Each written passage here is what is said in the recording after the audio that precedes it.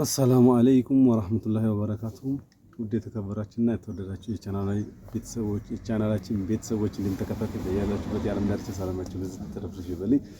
ወዳችሁና ፍቅራችሁ ስለምትከታተሉን ከልብ እናመሰግናለን። እንግዲህ ለዚህ ቻናል አዲስ ከሆናችሁ ሰብስክራይብ በማድረግ ነባር ቤተሰቦቻችን ደግሞ ላይክ፣ ሼር እያደረጋችሁ እንድታበረታቱ በአክብሮት ያሉበት በጣም ዋርኒንግ ስለተሰጠ ቻናሉ እስኪ ላይክ እያደረጋችሁ አበረታቱኝ እና ዛሬ ልላችሁ የፈለኩትኝ እጅግ በጣም ቆየና እንደ 5 ቀን ምናምን ሆኛል ቪዲዮ ከሰራሁ። በጣም አስቸጋሪ ሁኔታ ላይ ነው የነበርኩት።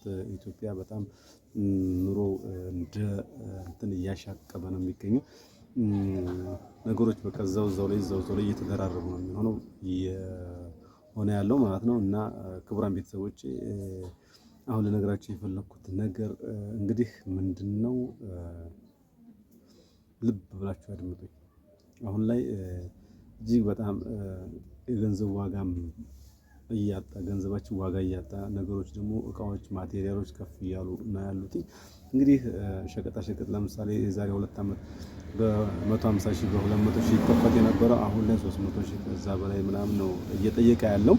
እና ክቡራን ቤተሰቦች እንደው ሌላውን ተውትና በዚህ አጋጣሚ ልነግራችሁ የምወደው ይሄ ዘይት አሁን የዘይት 450 ምናምን ነበር። አሁን ተነስቶ 550 1550 1600 አካባቢ ገብቷል አሁን ላይ ማለት ነው። ስለዚህ ክቡራን ቤተሰቦች ምንድነው የምትሉት? እንግዲህ ሁላችንም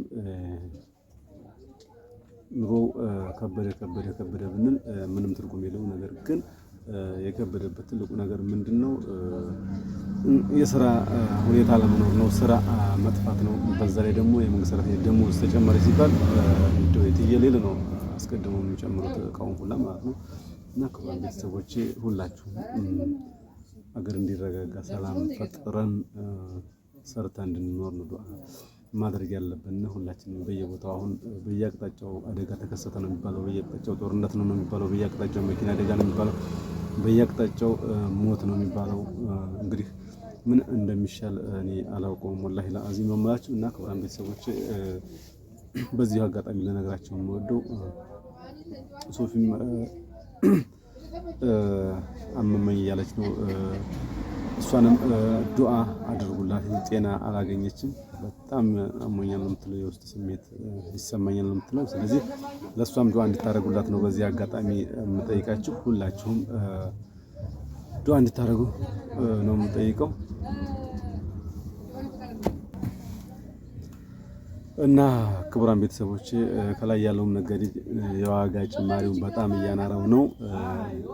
የመንግስት ሰራተኛ ደግሞ ደሞዝ ሲጨመር በመሀል ያለው ምንም ደሞዝ ምንም የሌለው እጅግ በጣም እየተሰቃየና እየተሽቆለቆለ ነው የሚገኝ ያለው። እንግዲህ ክቡራን ቤተሰብ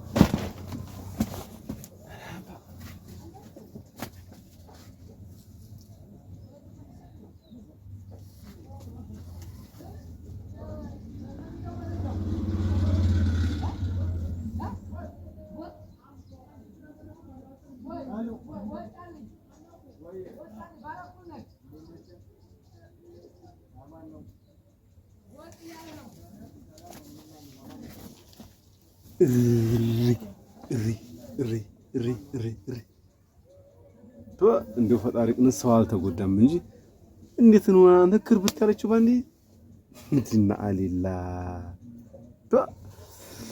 ሰው ልጅ በቃ ልክ እንደዚህ ነው። ያው እያየኋት እንዳለ በቃ ዝም ጉንቱ ጋር ነው የተጋጨችው ባጃጁ ማለት ነው። እንዴት እንደደነገጥኩ ያጠየቁኝ በጣም ከባድ ነው ወላሂ።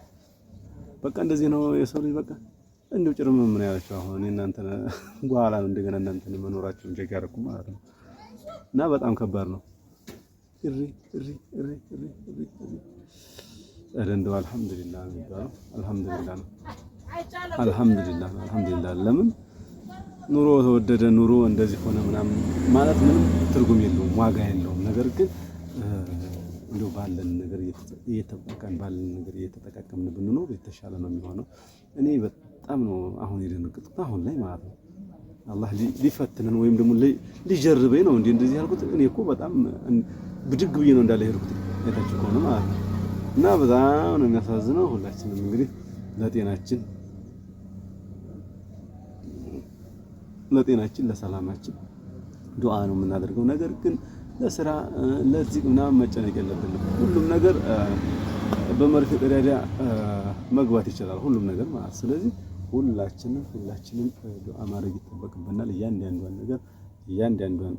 ነገር እያንዳንዷን ሁኔታ በስነ ስርዓት ነው እንትን ማለት ያለብን ማለት ነው። ስለዚህ ክቡራን ቤተሰቦች እንግዲህ ሁላችሁም እንደነገርኳችሁ አሁን የተገለበጠችው ባጃጅ እጅግ በጣም አስደናቂ ነው። እጄ ራሷን መቅረጽ በጣም አልፈልግም። እኔ እዛ ሰው እየተሰቃየ እኔ እዚህ ቀረጻ ማድረግ ስለማልወድ ማለት ነው። ሼህ ሙሳ አማናችሁ ኸይር ናችሁ? አልሐምዱሊላህ ሰላም ነው አልሐምዱሊላህ። እና ክቡራን ቤተሰቦች ሁላችሁም ዱዓ ማድረግ አለባችሁ ለአፊያችሁ ለጤናችሁ።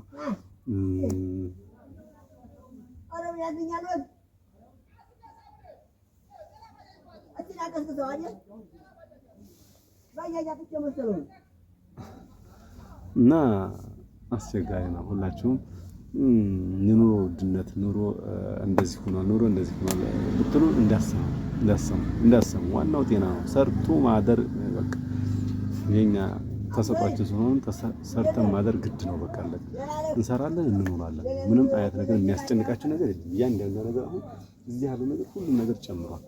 10 ብር 5 ብር 20 ብር ብዙ ነገር የጨመረው ነገር አለ። ነገር ግን እያንዳንዷ ነገር ከልኩ አያልፍም። በቃ ጤና ብቻ ነው የሚያስፈልገን። ጤናችን ካለ አልሐምዱሊላህ ብለን እያንዳንዷን ነገር በስራ የምናሳልፍበት ጊዜ ነው የሚመጣው ኢንሻአላህ።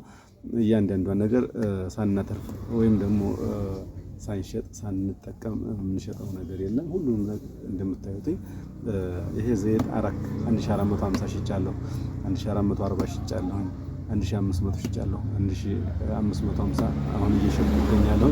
1600 ገብቷል ተብሏል። ስለዚህ 2000 ሊገባ ይችላል። ገብቷችኋል? 2000 ሊገባ ይችላል። ነገር ግን ይሄ አይደለም ትልቁ ነገር። ይሄ ያለዚህ መብላት ይቻላል። በቃ አለቀ።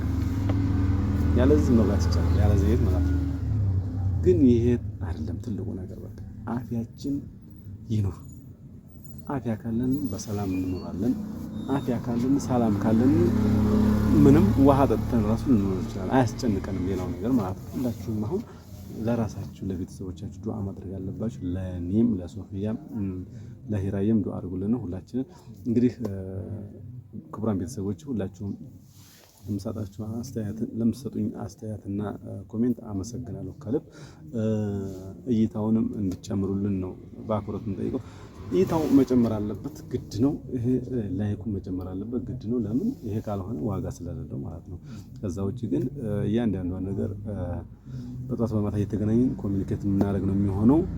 ረመዳን ኢንሻአላህ እየቀረበ ነው። እያንዳንዷን አስቤዛ በግልም በቤተሰብም ደረጃ የምታዙን እያንዳንዱ ነገር እናሟላለን ኢንሻአላህ። አይዟችሁ አብሽሩ። ለዛሬ የነበረውን ፕሮግራም በዚህ ተጠናቀቀ። ቀጣይ ፕሮግራም እስከምንገናኝ የአላህ ዝነትና ረህመት አይለያችሁ። ሰላም አለይኩም ወራህመቱላሂ ወበረካቱ። ወዳችኋለሁ።